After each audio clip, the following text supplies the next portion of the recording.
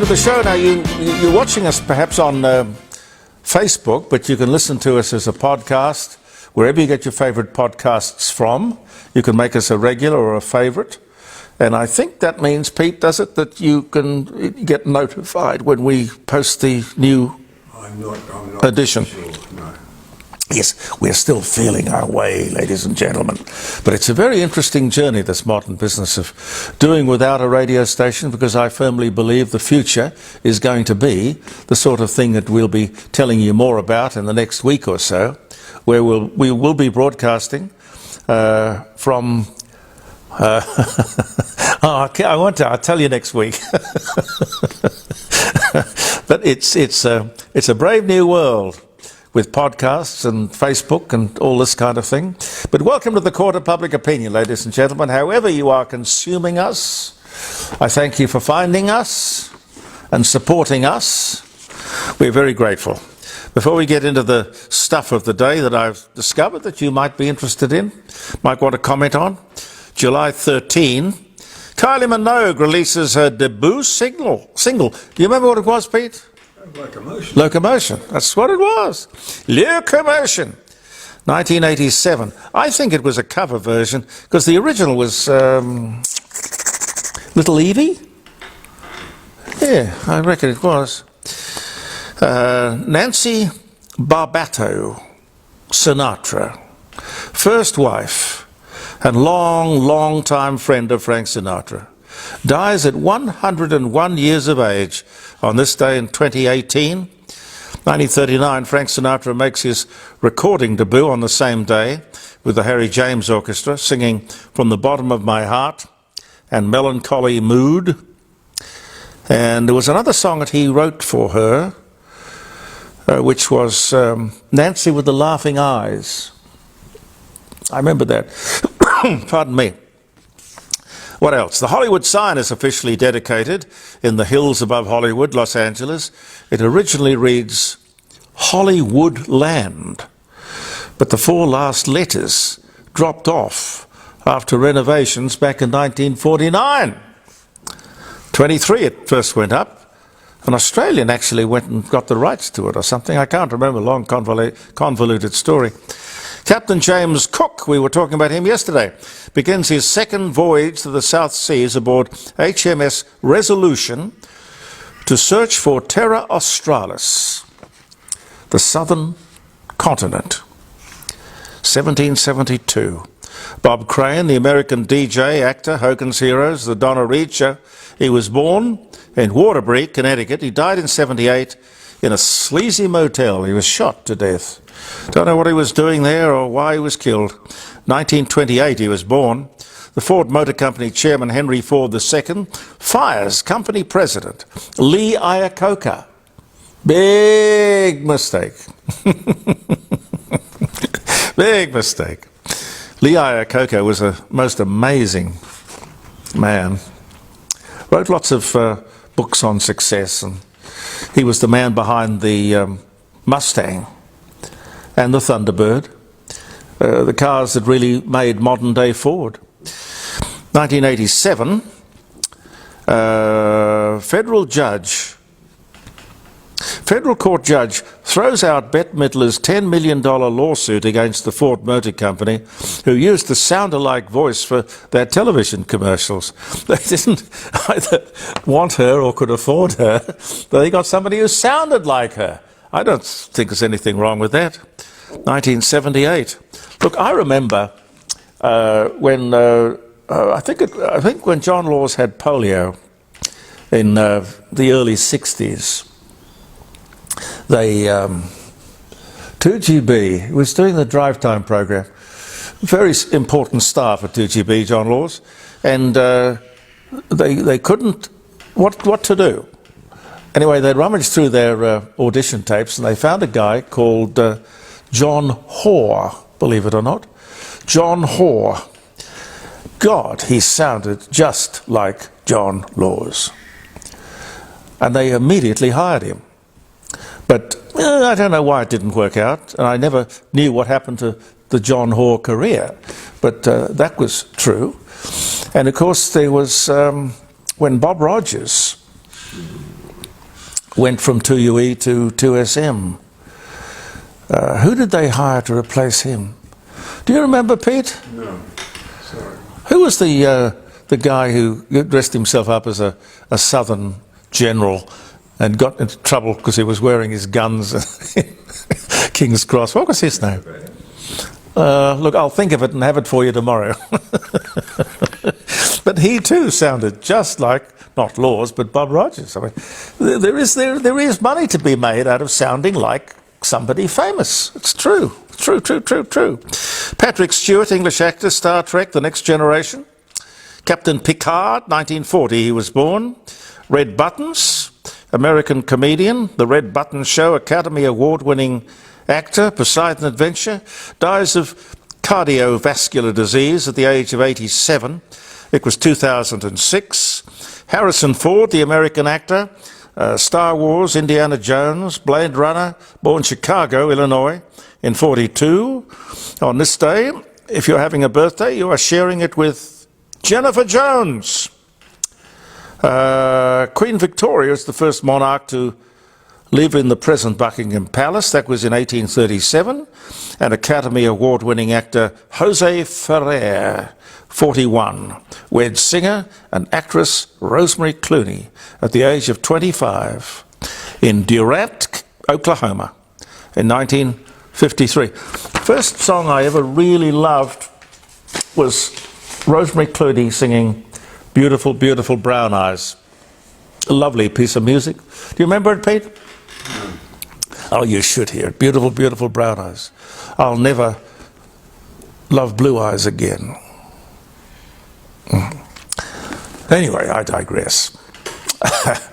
Back to business. The cost of renting a property in Australia, according to the Core Logic people, has gone up by 2.5%. That's in the last 3 months. 2.5%. Adelaide is now the cheapest place in the whole country to rent a property, and I would think probably to buy a property. That's not to say we're cheap. We're just, what's the expression, worthy of inspection. The quality of life, capital of the country. I firmly believe that. I really do. Good old Adelaide. Childcare costs rocketed by, while we're doing statistics, 25 to 30% without any really visible reason, except for the fact that these operators knew that the government was about to kick in billions and billions of dollars, and they were going to get in for their share. It's another case of a dog chasing its tail. More money they put into childcare, the more the childcare costs will go up. What are you doing? They're not very commercially savvy, are they? I mean, the government. The government should realise all of this. As I've said, the road to hell is paved with good intentions. Just think of the NDIS. Just to mention something. Yes, Missy, I've got a Jack Russell who just came in for a visit. Talking about the benefits of South Australia, I don't know if you know the Crondoff wine label, but one of the great South Australian wineries has been bought. Bought and sold. I suppose we can't object to the success of people. This is interesting. Missy is jumping all over Pete, but not me, keeping away from me. Anyway. He jumps all over you and not me. Oh, she's busy. Look, she's happy investigating. Jack Russells have great curiosity. Anyway, we've lost another good company. I suppose we can't object to success of people, and it's a very successful company. The Japanese bought it, I think. We'll investigate. Sold to a Japanese company, I don't know which one. But we'll get lots of wonderful brands picked off, I'm sure. Records broken twice this week. If you haven't heard, the hottest day in history. The hottest day in history. What rubbish. Where were these readings taken? Which hemisphere? What time of day? What was the altitude? Where is your science? More importantly, where are the journalists who will ask these simple questions? Don't just accept the fact that it's the hottest day the world has ever known. Really? Ask some questions. Bhutan, famous for being the happiest place in the world. Happiest place in the world. 700,000 people live there, nestled in the Himalayas between India and China. Very picturesque, beautiful place. Well, they're facing a crisis. People want to leave. Well, you must consider Adelaide. But I still can't get my mind around that. They want to leave the happiest country in the world? God, it sounds like a modern-day Shangri-La. What do people want? Apparently the young ones want opportunity. Well, many of them apparently want to come to Australia. If you do, put Adelaide on your shopping list. We'd be very happy to welcome you. We used to be, of course, the land of opportunity. It's now the land of milk and subsidies, government grants and all sorts of Aboriginal nonsense. God help us. God help us. We have lost 2,000 people to COVID since the beginning of this year in Australia. 2,000 people. Please don't be complacent. Be careful. Huh? Just a thought. You can spend hundreds of millions of dollars on advertising electric cars, but you can't make them popular. Yes, they're about, I don't know, in terms of sales, they've got about a third of the market. I mean, you can pretend it's the new thing, it's the fashionable thing, it's the responsible thing, but you still can't get over that hump. I'm heartened in many ways by the common sense of the general public of Australia. Long may it live and thrive. And it's not just Australia, by the way, it is the world. Because nobody has thought, if you have the same number of cars in the world powered by electric battery, lithium-ion batteries, as you do being powered by internal combustion engines, no thought whatsoever as to what you're going to do with the batteries after 10 years. What are you going to do? No thought. I tell you, watching Tony Abbott on the 7:30 report, I thought to myself, I listened carefully. He looked good, looked very well. I listened to him and I thought, he should be Prime Minister. Yes, he's made mistakes, but who hasn't? He wouldn't be the first politician to come back from the wilderness. I thought he was balanced, intelligent, thoughtful, reasoned. The Liberals need Tony Abbott and people like him. Linda Burney. Oh, by the way, Pete, I got some feedback saying that you'd spelt Burney. Well, I don't know. I spell it B-I-R-N-E-Y. How did you spell it? B-U-R. B-U-R-N-E-Y. Well, I don't know which of us is right, but I'm told... I'm wrong, apparently. I don't know. But Burney, I went by Burney in Tasmania. Oh, yeah, okay. Why not? Anyway, Linda Burney has said publicly at the press club luncheon, I will ask the Voice to concentrate on, and she listed health, education, incarceration, and jobs. Domestic violence wasn't mentioned.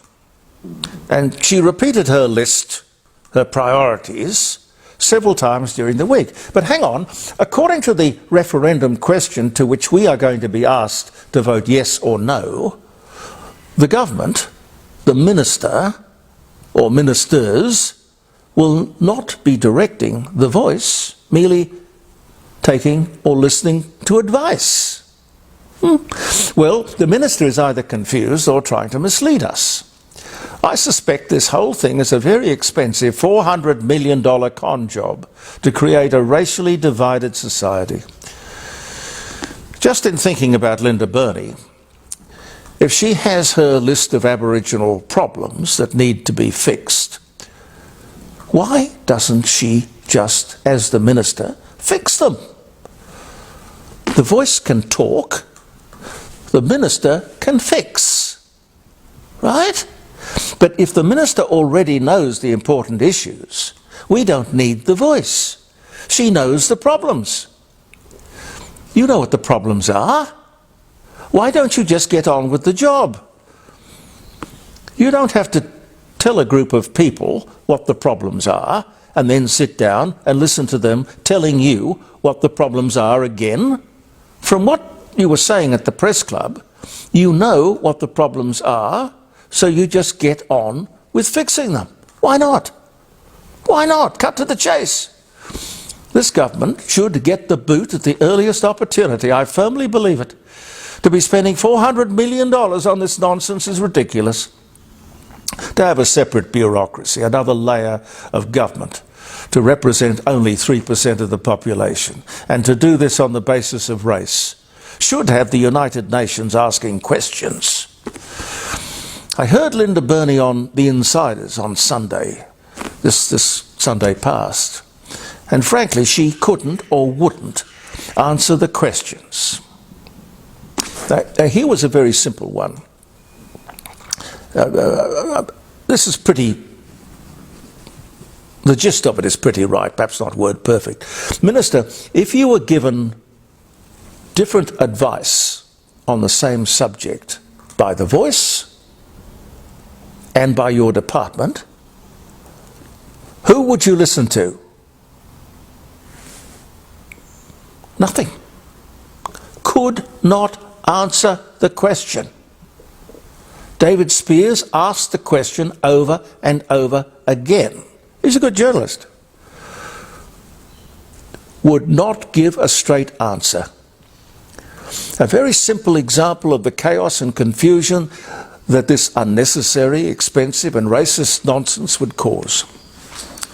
To achieve absolutely nothing, by the way. Now, another question that the minister was asked and couldn't answer: if you lose this referendum and the no vote gets up, will you legislate for a voice in Parliament? Again, very simple question. Would not answer it. Now, I am used to listening to slippery politicians prevaricating and pontificating, but I think there is a point when you have to ask, is this person competent to be a minister in the Federal Parliament of Australia?